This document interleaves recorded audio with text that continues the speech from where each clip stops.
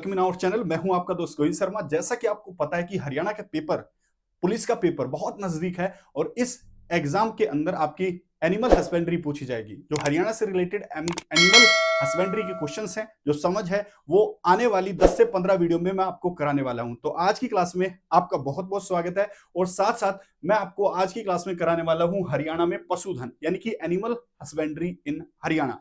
ये टॉपिक आपका रहेगा। इसमें मैं आपको बहुत अच्छा डाटा दूंगा जो आपको कहीं भी यूट्यूब पर नहीं मिलने वाला है। बहुत शानदार चीजें यहां पर मैं आपको कराने वाला हूं।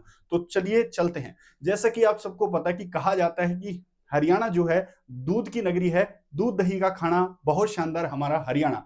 हरियाणा में जो पशु हैं वो पशु बहुत पाए जाते हैं और साथ साथ दूध का उत्पादन और दूध की खपत हरियाणा में बहुत है। इसलिए क्वेश्चंस भी भर भर के आते हैं। जो हरियाणा में जो आपके पशु हैं वो लगभग लगभग 20वीं पशु जनगणना के अनुसार 71,26,497 है। लिख लेंगे जहां आपको लिखना हो कि 20वीं जनगणना के अनुसार, जो आपके जनगणना बोल रहा हूं, पशु गणना के अनुसार बेटा आपके हरियाणा में जो पशु हैं वो लगभग 71,26,497 है।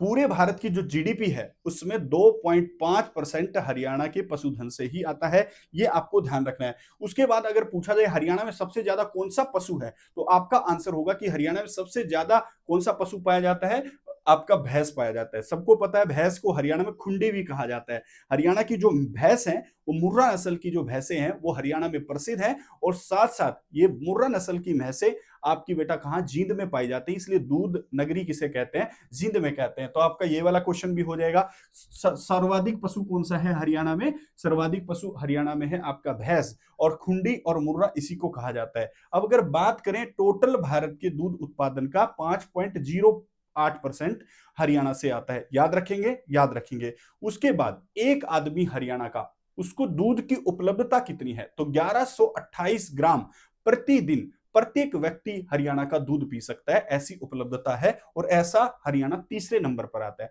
पहले नंबर पर दूध सबसे ज्यादा कहां के लोगों को मिलता है, पंजाब के।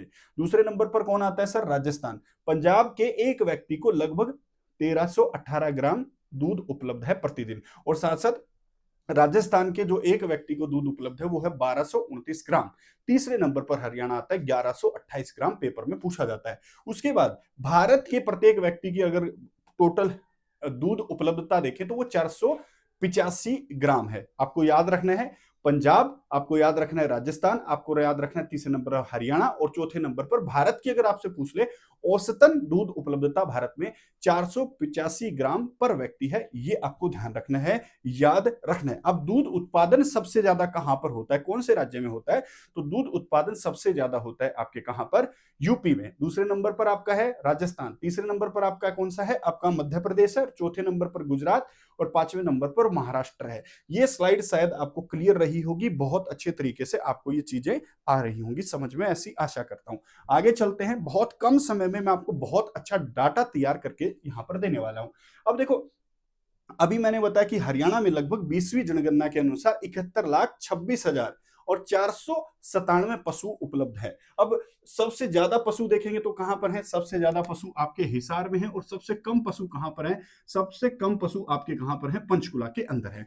ये एक मैंने लिस्ट यहां पर बनाई है। आप भी जहां कहीं भी बैठे होगे, जहां कहीं भी तुम मेरे को देख रहे हो, तो बेटा एक ये लिस्ट बना ले, कौन सा ज्यादा पशु कहां पर पाया जाता है और कम पशु कहां पर पाया जाता है। जैसे आपसे पूछेगा भैंस, सबसे ज्यादा भैंस कहां पाई जाती है, देखो गलत लिख दिया है ना। सबसे ज्यादा भैंस पाई जाती है हिसार में और सबसे कम कहां पाई जाती है, पंचकुला में। भेड़ सबसे ज्यादा भिवानी में और गुरुग्राम में सबसे कम पाई जाती है। उसके बाद सबसे ज्यादा बकरी सिरसा में, सबसे कम बकरी कहां पर है, गुरुग्राम के अंदर। बकरी हो गया। घोड़े, सबसे ज्यादा घोड़े कहां पाए जाते हैं बेटा आपके, उल्टा लिख दिया शायद, हाँ, गुरुग्राम में सबसे ज्यादा और पंचकुला में सबसे कम पाए जाते हैं, ध्यान रखना। ऊंट सबसे ज्यादा कहां पाए जाते हैं, तो सिरसा में ऊंट सबसे ज्यादा पाए जाते हैं, अंबाला में ऊंट सबसे कम पाए जाते हैं और सिरसा में सबसे ज्यादा। सुअर की बात करेंगे तो सोनीपत में सुअर सबसे ज्यादा है और मेवात में सबसे कम है। कुत्तों की बात करेंगे तो गुरुग्राम में कुत्ते सबसे ज्यादा हैं और मेवात में कुत्ते सबसे कम हैं। उसके बाद देखो बिल्ली, मेवात में बिल्ली सर्वाधिक पाई जाती है, ये भी ध्यान रखना।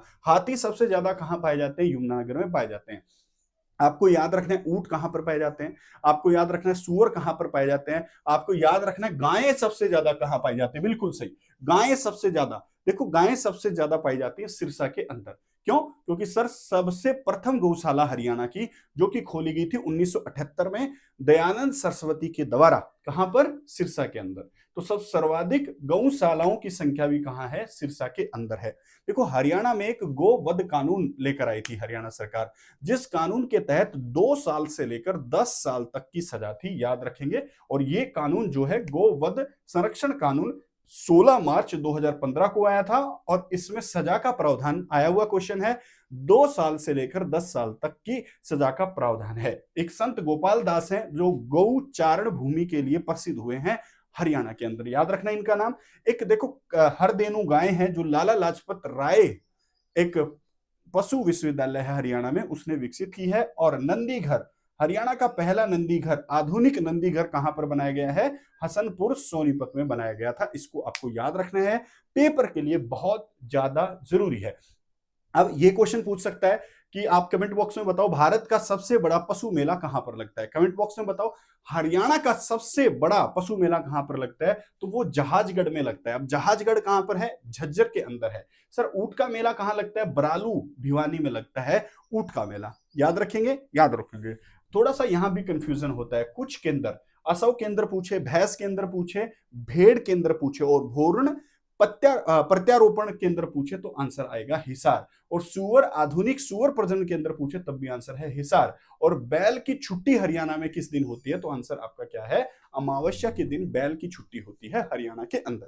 तो आज जो मैंने वो क्वेश्चंस दिए आपको, जो क्वेश्चन आपके एग्जाम्स में ऐसे के ऐसे आते हैं। अब हम अगली क्लास में क्या करेंगे सर? अगली क्लास में हम जैसे कि गाय पढ़ेंगे, गाय के बाद भैंस पढ़ेंगे, भैंस के बाद बकरी के बारे में पढ़ेंगे, उसके बाद उनकी नस्ल देखेंगे। जैसे जैसे वीडियो में जैसे गाय की वीडियो लेकर आए, गाय की उत्पत्ति कहां से हुई, गाय की कौन कौन सी नस्लें आती हैं, गाय में कौन कौन सी बीमारी होती है, उन बीमारियों में कौन कौन से टीके लगाए जाते हैं, ये सारी बातें सीखने की कोशिश करेंगे। आज जो मैंने आपको कराया स्टैटिक और एक शुरुआत करने के लिए बेहतरीन एक तरीका था। तो आप लोग बने रहें इसी चैनल पर। नमस्कार, जय हिंद, जय भारत।